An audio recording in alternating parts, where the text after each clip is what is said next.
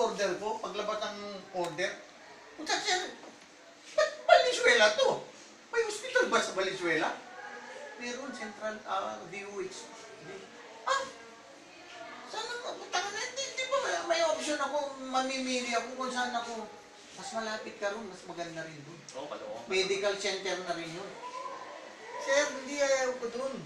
Dito gusto ko, lagay niyo ako sa San Lazaro Hospital. Kasi ang dami ko rin boss na kasama doon na nalipat ng San Lazaro.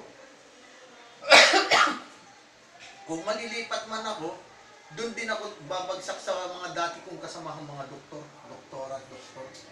Mga matataas din ang item doon sa San Lazaro.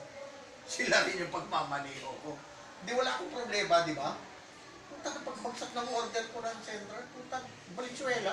Oh, wala naman sa option ko. Yun. Ang ina yan.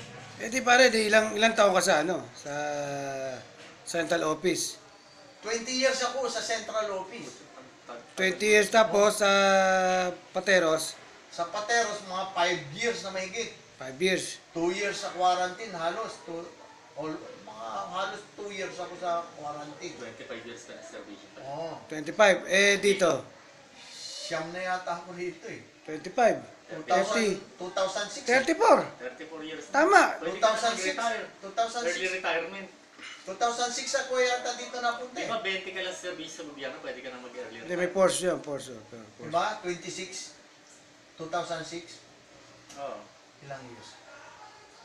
2006. 2006, kailan ka nagsimula? 2006 ako yata nalipat dito eh. 9 na. 15 ngayon.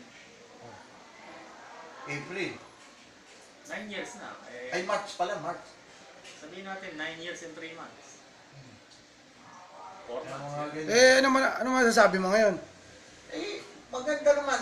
Kasi dito ako nakapromote eh. Yung promotion ko noon sa central office, naibalik sa DBM yung pondo. Kasi may kumontra. Kumontra yung sekretary ng boss ko. Di ibig sabihin eh, Kasi matataasan ko raw siya. ibig sabihin Doming dito ka na magre-retiro. Aba, siyempre, maganda dito, tataas eh.